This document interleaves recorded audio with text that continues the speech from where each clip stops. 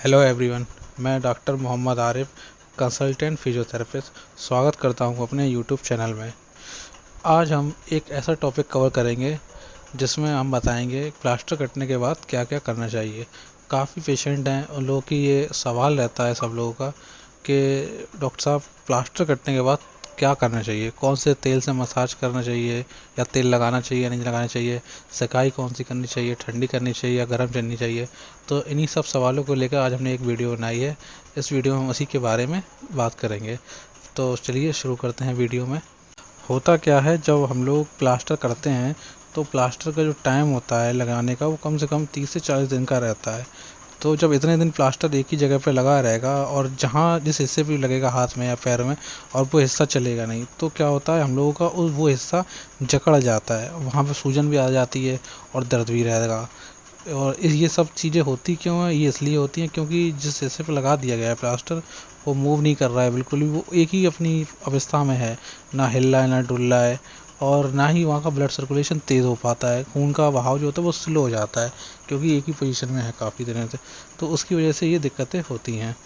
Plaster कटने के बाद हमें देखना है कि उस हिस्से में सूजन आई है या नहीं आई है, स्टिफनेस है यानी कि जकड़न है या नहीं है, पेन यानी कि दर्द है या नहीं है। अगर सूजन है यानी कि स्वेलिंग अगर है वहाँ पे, तो हम लोगों को सबसे पहले उसमें ठंडी सिकाई करनी चाहिए, गर्म सिकाई नहीं करनी चाहिए। अगर गर्म सिकाई करेंगे तो गर्म सिकाई से सूजन और बढ़ती है। ठीक है, आपको पहले ठंडी सिकाई करनी है। और कैसे करनी है, उसके लिए आपको बाल्टी ले लेनी है या टप लें, उसमें पानी भरें और उसमें बर्फ़ को डाल लें और उसमें अपने हिस्से को डालें, या पैर में चोट थी या हाथ में चोट थी जहाँ भी है उसे उसमें डुबो के रखें 10 से 15 मिनट। उस तरीके से ठंडी सिकाई करनी है। और अगर सूजन नहीं है तो फिर आप नॉर्मली गर्म सिकाई करिए, वो आपको ज़्यादा फ़ायदेमंद देगी ठंडे की बजाय। बात करते हैं जकड़न यानी कि स्टिफनेस। अगर जकड़न आ रही है उस हिस्से पे जहाँ पे प्लास्टर लगा था उसमें आपको, तो क्या करना चाहिए। उससे पहले ये बता दें, ये जकड़न इसलिए आती है क्योंकि लंबे समय तक एक ही पोजीशन में प्लास्टर लगा रहता है और हिस्सा चलता नहीं है, इस वजह से ये जकड़न आती है।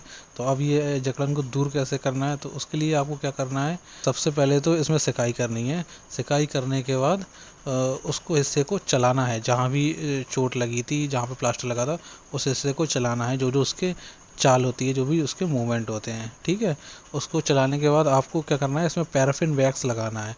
Physiotherapy wax, paraffin wax, therapeutic wax, ये सब एक ही चीज़ होती है, ये मार्केट में आपको मिल जाएगा पैराफिन वैक्स के नाम से।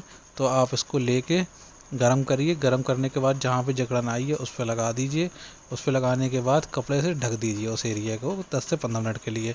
और फिर उसको 10 से 15 मिनट होने के बाद इसको हटा दीजिए और वो मोम को इकट्ठा करके वापस रख लीजिए, उसको फिर से दोबारा यूज़ कर सकते हैं। अब बात करेंगे पेन यानी कि दर्द। दर्द जो होता है काफ़ी मरीज़ों को होता है, काफ़ी मरीज़ों को नहीं होता है। दर्द के लिए डॉक्टर दवाई लिख के देते हैं, जो कि डाइक्लोफेनेक, एसिलोफेनेक जो भी होती हैं, वो मेडिसिन आपको लेनी है, वो आपको फ़ायदा देंगी। और अब बात करेंगे जो हमारे सबसे पहले तीनों सवाल थे कि इसमें मसाज करना चाहिए, ऑयल लगाना चाहिए या नहीं लगाना चाहिए।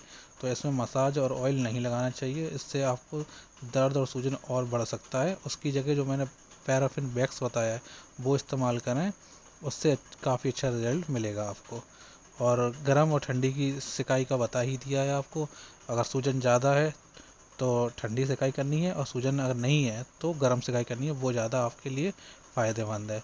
और अगर आपका कोई सवाल है इससे जुड़ा हुआ तो आप वो हमें कमेंट कर सकते हैं, हम आपको उसका जवाब देंगे। और जल्दी हम एक नई वीडियो के साथ आपके सामने पेश होंगे। ख्याल रखिए, गुड बाय।